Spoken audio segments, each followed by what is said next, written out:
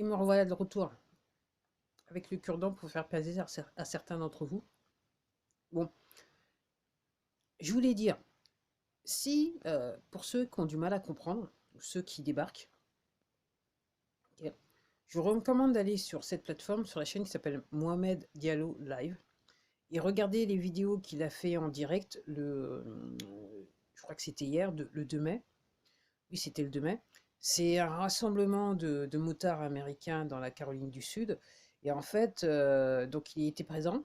En fait, apparemment, il a conduit 3 heures pour aller de la Floride à la Caroline du Sud pour rencontrer, entre guillemets, Lin Wood,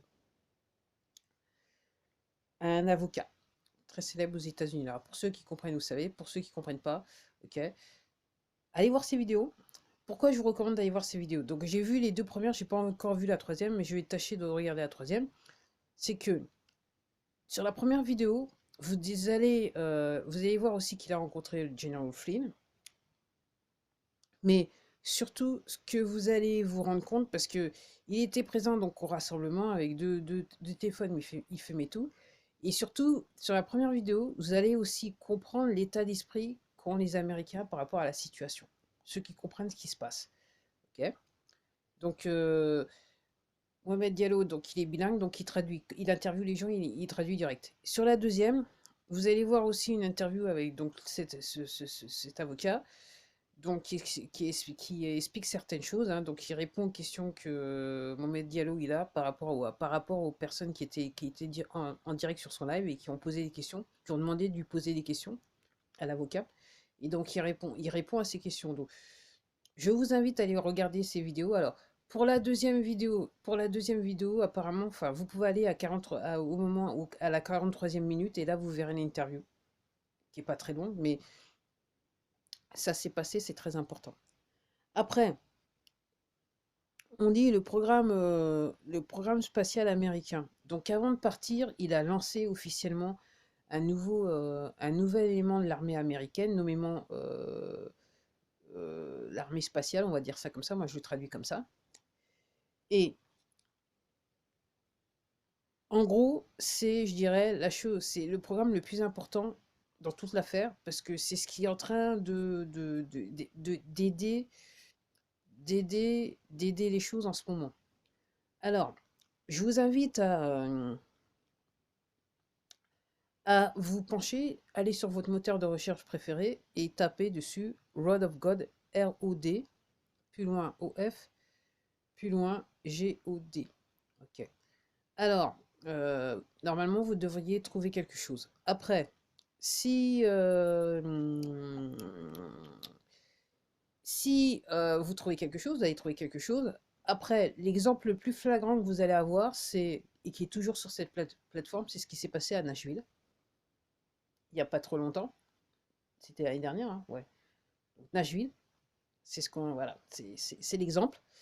Et pourquoi je vous dis ça? Parce que ce matin, je regardais encore des vidéos, et il semblerait qu'en Chine, il y en a une ou deux qui soient tombées dans une grande ville. Je ne sais pas laquelle, mais il y en a une ou deux qui soient tombées. Donc, il n'est pas impossible qu'elle retombe encore dans des endroits dans le monde qu'on non, qu'on s'y attendait pas. Après, je voudrais préciser que d'un point de vue système financier, système bancaire, particulièrement aux États-Unis, ok, entre guillemets, tout le monde, alors tous ceux qui comprennent ce qui se passe se disent quand est-ce que ça va tomber parce qu'ils sont sur le bord du précipice. Comme je disais la semaine dernière, il y en a un qui s'est suicidé, mais ils sont sur le bord du précipice.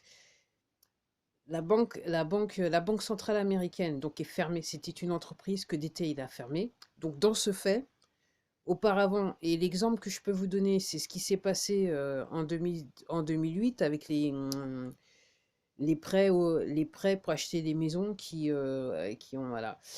Les prêts ont donné pas mal de prêts aux Américains qui ne pouvaient pas en fait pour payer les prêts. Et en fait, ça a été tout un folklore aux États-Unis au niveau des institutions financières. Et comme par hasard, mais quand vous allez comprendre l'affaire, vous allez comprendre que c'était pas hasard.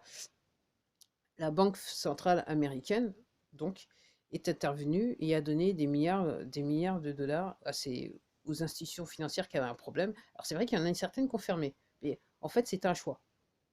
C'est le confirmé, c'est qu'on a dit, bon, toi, c'est bon, tu dégages. Ok. Donc, en gros, ce qui se passe là maintenant, pourquoi je parle de ça, c'est ce qui se passe là maintenant. Dès qu'ils sont au bord du précipice, ils ont shorté les stocks, ils ont shorté les stocks des actions en bourse, mais aussi, ils ont joué, comme je vous dis, c'est l'histoire de je pars toujours de la tonne d'argent. Il y a physiquement une tonne d'argent, mais eux, ce qu'ils ont l'habitude de faire, c'est revendre 10 fois la tonne d'argent à différentes personnes. Donc le problème qu'ils ont, auparavant, c'est comme ça que ça prononçait. Alors vous me direz, ouais, mais dans un monde normal, oui, c'est vrai que si vous et moi on fait ça, on va se retrouver en prison direct. Mais pour eux, c'est normal. Puis il y a des lois qui sont derrière qui vont bien. Donc, hein. Donc, normalement, donc il y a plus de stock d'or ni d'argent nulle part que ces grandes institutions peuvent essayer d'acheter pour essayer de s'en sortir. Donc c'est le précipice. Et comme je vous disais, la banque centrale, puisque d'été elle a fermé, elle peut plus intervenir. Elle peut plus dire, ok, vous avez des problèmes financiers, il n'y a pas de souci, on vous donne des milliards. C'est l'argent des contribuables américains. Ok, mais voilà. Ils peuvent plus dire ça. Et comme je vous ai expliqué dans d'autres vidéos, l'IRS, donc les impôts américains, c'était une entreprise que d'été il a fermé avant de partir. Donc légalement aussi, ils n'ont plus le droit de ponctionner les Américains. Et comme je vous dis, en France c'est pareil. On a la présidence de la République qui est une entreprise, le Sénat, l'Assemblée nationale, les impôts. C'est exactement le même, c'est le même modèle qu'aux États-Unis et c'est pareil ailleurs dans tous les pays d'Europe. Parce que c'est les mêmes potes qui essayaient de tout contrôler. Donc voilà. Donc oui, donc si vous voulez comprendre, allez voir Mohamed Diallo. Penchez-vous sur l'histoire de The Word of God. Euh, Normalement, incessamment sous peu, normalement, le système financier américain, il devrait tomber. Et donc, c'est ce qui ferait que, effectivement, vous pourriez plus avoir accès à toutes ces plateformes parce que, comme je dis, ils sont tous ensemble, y compris les réseaux sociaux. Et donc, l'idée, c'est qu'il faut cacher la vérité aux personnes pour maintenir le truc. Ils n'ont toujours pas compris que de toute façon, c'est fini pour eux et que la plupart, ils vont se retrouver au cimetière. Donc, c'est aussi simple que ça. Donc, renseignez-vous. Et aussi, comme je vous disais, pour la crypto, la plus grosse des cryptos, la plus connue, ok, on se demande ce qui va se passer au niveau du barrage en Chine, là, parce qu'apparemment, il a trois belles fissures.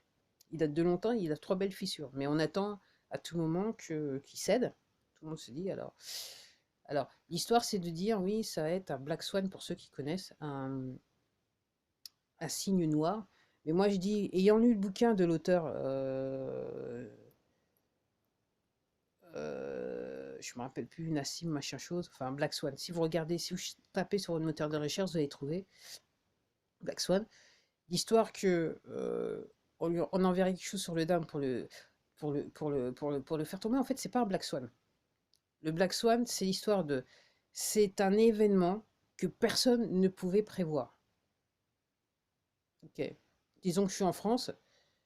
Ok. Vous êtes en Australie. Ok. Et soudainement, je débarque chez vous.